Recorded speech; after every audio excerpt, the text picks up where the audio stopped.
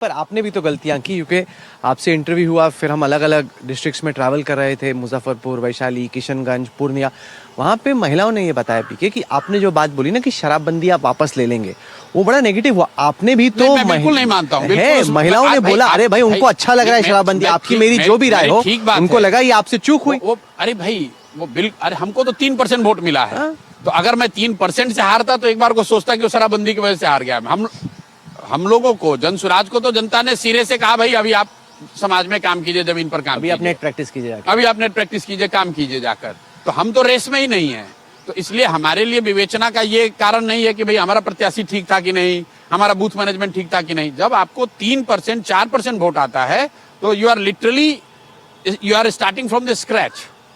भले आपको 20 lakh aggregate vote आया है, एक बेस आपको बन गया, चैटर बन गई, लेकिन ये चीज की शराबबंदी की वजह से हार गए, या मेरा कैंडिडेट अच्छा नहीं था, या बूथ मैनेजमेंट अच्छा नहीं था, वो तो फैक्टर उसके लिए है ना जो कि 2-4-5 हजार से हारा हो। नहीं, पर इस नतीजे की अगर समीक्षा की जाए तो केवल 2 ही कैंडिडेट्स थे जिनकी जमानत बची। मायावती ने तो इतनी एफर्ट की भी नहीं, उनके 5 कैंडिडेट थे जिनकी जमानत बच गई। भाई मैं फिर बात वही कह रहा हूँ कि आपके कहने से पहले मैं कह रहा हूँ कि हम लोग तो कहीं रेस में ही नहीं है। बिहार की जनता को प्रशांत किशोर ने जो बताया, जो जनसुराज ने बताया, उसको वो सुनने में अच्छा लगा, लेकिन उस पर उसने वोट नहीं दिया। क्या एनालाइज किया? इसलिए कि अब क्या एनालाइज किया वो तो समय के साथ करेंगे, लेकिन जो एक मैंने पहले भी इंटरव्यू में जो कहा था कि 30-40 सालों से एक जो व्यवस्था यहाँ बनी हुई है, it is very difficult to crack it in one go. Maybe we thought कि we can crack it in one go, नहीं हुआ, कोई बात नहीं है, फिर से लगेंगे। नहीं, पर जैसे बीजेपी वाले हो या कांग्रेस वाले हो, वो तो एक तरीके से हंसी रहे ना आप पे। वो नहीं, हंसे तो क्या दिक्कत है भाई, बीजेपी जब बनी थी, कांग्रेस को बता रहे थे ऐसा करो वैसा करो, खुद आजमा के देख लिया। ठीक है ना भाई, इसी बीजेपी को 10 जगह हराने में भी तो कंधा लगाया होगा। यही बीजेपी जब बनी होगी, उनको भी तो कभी 2 सांसद आए थे। जब पार्टियां नई बनती हैं, जब आप कोई नया प्रयास करते हैं, इस तरह का कोई ऑडेसियस आप अटेम्प्ट कर रहे हैं, तो उसमें आपकी हार हो सकती है और बुरी हार हो सकती है। महत्वपूर्ण यह है कि क्या लोग बिहार में प्रशांत किशोर को, जनसुराज को गाली दे रहे हैं।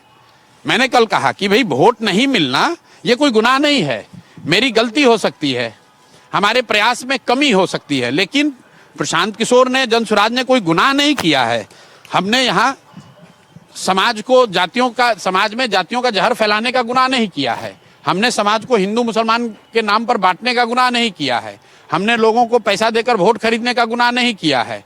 हमने यहाँ पर लोगों को बेवकूफ बनाने का गुनाह नहीं किया है। हमने अपनी ओर से प्रयास किया, समाज को कुछ बात समझ में आई, कुछ नहीं आई, हम फिर से और बेहतर प्रयास करेंगे। नहीं, क्योंकि आप खुद रणनीतिकार रहे हैं, तो आप स्ट्रेटेजी क्या, चेस बोर्ड पे ठीक मूव थी, क्या गड़बड़ थी, वो आप पहले करते रहे। अब मैं आपसे पूछना चाहता हूँ, जितनी दफा भी पीके आपका हमने इंटरव्यू किया 2015 के बाद, हर दफा आपने कहा कि जो भी नेता है, आपने प्रियंका गांधी के लिए बताया 2017 में यूपी में कि गलती कांग्रेस से हुई कि लड़ी नहीं। आप बहुत उनको कन्विंस कर रहे थे कि लड़ो लड़ो लड़ो, नहीं, लेकिन वो लड़ी नहीं, वो लड़ी भी नहीं। नहीं, 17 की तो बात ही अलग है। 17 में प्रियंका गांधी राजनीति में ही नहीं थी। आपने 2 चीजें मुझे बड़ी क्लियरली बताई जो मुझे याद है। एक ये कि बड़ा क्लियर होना चाहिए कि चेहरा कौन है, कि जनता किसको दे रही है, और दूसरा ये कि भाई लड़ जाओ खुद। जो आपने कोच के तौर पे बाकी बैट्समैन को सलाह दी कि उनको बैटिंग कैसे करनी है, ये ना करना कि आपकी बहुत बड़ी चूक थी। नहीं, देखिए, अब with the benefit of hindsight आप 10 चीजें कह सकते हैं कि क्या चूक हो सकती है, क्या चूक हुई, लेकिन अब तो है आपके बेनिफिट ऑफ हाइंडसाइट। वही मैं कह रहा हूँ, with the benefit of hindsight now you can say that. उस समय तो यही लग रहा था कि भाई 243 में मैं जितना ज्यादा समय बिताऊं, बजाय इसके कि एक किसी क्षेत्र में समय लगाऊं, पूरे 243 अपने विधानसभा के साथियों को जिताने में जो मदद करूं, तो जो अच्छा लगा वो किया। हर चुनाव की एक अपनी रणनीति है, अपना एक तरीका है।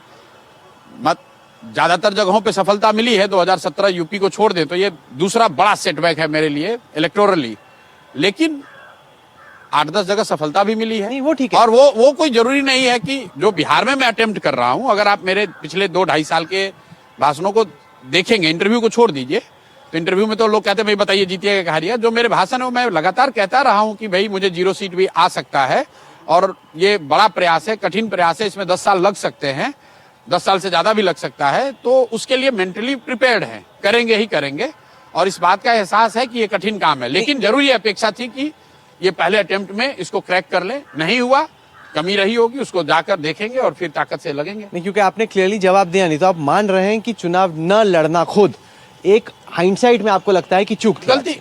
गलती उसको आप मान सकते हैं। कुछ लोग उसको गलती मानेंगे। नहीं, क्योंकि इसमें एक दूसरी थ्योरी है। देखिए, एक है थोड़ा सा सिंपैथी के भाव से उसको देखना कि चलो गलती होगी, दूसरा ये कि पीके को पहले से ही पता था कि भाई ऐसे होने वाला है, इसलिए वो लड़े नहीं। मेरे उनको भाई, लगा कि ऐसा भाई है, जहां मैं लड़ूंगा ऐसा मुझे है हरा राहुल, देंगे लोग। अगर मुझे पता है कि मुझे इस तरह की हार होने वाली है, तो मैं अपने जीवन का सब कुछ, अपना धन, अपना समय, अपनी ताकत, अपनी बुद्धि, अपनी क्रेडिबिलिटी क्यों दांव पर लगाऊंगा? क्यों दांव पर लगाऊंगा? अगर मुझे एक अपना एमएलए बनना होता तो ये सारा पैसा, ताकत, समय लगा कर एक एमएलए एमपी बन गए होते। अगर मुझे एक पैसे का भी एहसास होता कि जनसुराज को ये रिजल्ट आएगा, तो मैं इतना बड़ा रिस्क क्यों लूंगा?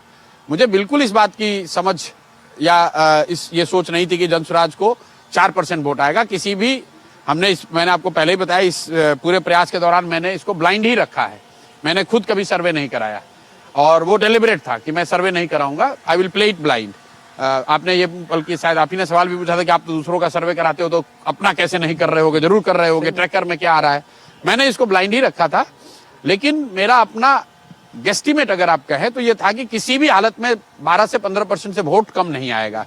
लेकिन अगर वो 3% आया है, तो उसको फिर से 3.5% वोट आया है, तो उसको बिल्कुल जाकर नीचे से देखने की जरूरत है। जब वाजपेयी जी और अडवाणी जी बीजेपी चला रहे थे, 2 सीटें आई तो सिनेमा देखने गए, इतनी बड़ी हार हुई, आपने क्या किया? मैं अपने यहाँ घर पे बैठ के रिफ्लेक्ट कर रहा हूँ, कहाँ क्या गलत हुआ, लोगों से कुछ मिलने का प्रयास कर रहा हूँ। और अब मैं कल से शुरू कर रहा हूँ। कल गांधी वितिहरवा आश्रम, जहाँ से इस पूरे अभियान की शुरुआत की थी, आज से मैंने 3.5 साल पहले, वहाँ जाऊँगा और एक दिन का कल मैं मौन उपवास एक दिन रखूंगा, और फिर कोशिश करूंगा कि गांधी के उस आश्रम से, गांधी के विचारों से फिर से प्रेरणा लूँ, और पूरी ताकत से, ईमानदारी से, शुद्धता से जिस सोच को लेकर आए थे, उस सोच को आगे बढ़ाने में लग जाऊं। नहीं तो कुछ देर आप विराम करने वाले हैं, या नहीं, आपको लगता है कि एकदम लड़ना ही है? बिल्कुल बिल्कुल बिल्कुल, कल से शुरू हो जाएंगे। क्योंकि एक थ्योरी ये है कि इतनी बड़ी हार के बाद विपक्ष अगर थोड़ा सा चिल करे, थोड़ा सा, क्योंकि अभी क्या है कि आप करेंगे, जनता भी उतना इंटरेस्टेड नहीं है अभी, तो इतना बड़ा नतीजा हुआ। ये थ्योरी तो रहती है कि भाई थोड़ा सा, वो थियरी है कन्वेंशनल, लेकिन जैसे जब हम पैदल चलना शुरू किए थे, तब जनता ने थोड़ी ना बुलाया था, हम तो खुद से ही कर रहे थे। तो जनता एक्साइटेड है कि नहीं है, वो तो जब जमीन पे जाऊंगा तभी पता चलेगा। लेकिन हम लोग तो कल से ही शुरू, मैं कल से फिर से अपने काम में लग जाऊंगा। नहीं, पर चुनाव लड़ना, संगठन चलाना बहुत महंगा है और मुश्किल भी है। आपको लगता है 5 साल आप में मादा है लास्ट करने का? मादा मैंने 10 साल कहा है, उसमें 3.5 साल निकल गए। 10 साल आप अब बोलने लगे? नहीं, इस बार हार होगी, पहले कहा आप 10 साल कर रहे थे। कोई ऐसा इंटरव्यू नहीं है पिछले 3 साल में जहां मैंने नहीं कहा है कि मैं, कांशीराम को भी 9.5 साल लगे। नहीं, मैं, कांशीराम जी तो बहुत बड़े लोग थे। मैं ये कह रहा हूँ, कोई मेरा ऐसा इंटरव्यू नहीं है जहां मैंने ये नहीं कहा है कि मैंने बिहार के इस एफर्ट को 10 साल दिया है। लेकिन मैं बिल्कुल कैमरे पे कह रहा हूँ, मेरा कभी ये सोच नहीं था कि वो 10वें साल में मुझे सफलता मिलेगी। मेरा कन्विक्शन था कि 3 साल में इसको हम क्रैक कर लेंगे। नहीं हुआ, फिर से लगेंगे, उसमें कोई दिक्कत नहीं। तो क्या अलग करेंगे? क्योंकि जो आपने एफर्ट किया उसका तो कोई नतीजा आया नहीं। तो ये ऐसा है बिहार 2.0 1.0 से अलग कैसे रहने वाला है? अब कैसे अलग रहने वाला है वो तो आप, जब मैं करना शुरू करूंगा तो आप देखेंगे, उसकी रणनीति और क्या करना है, क्या बेहतर करना है, वो सब कुछ सोचेंगे, देखेंगे।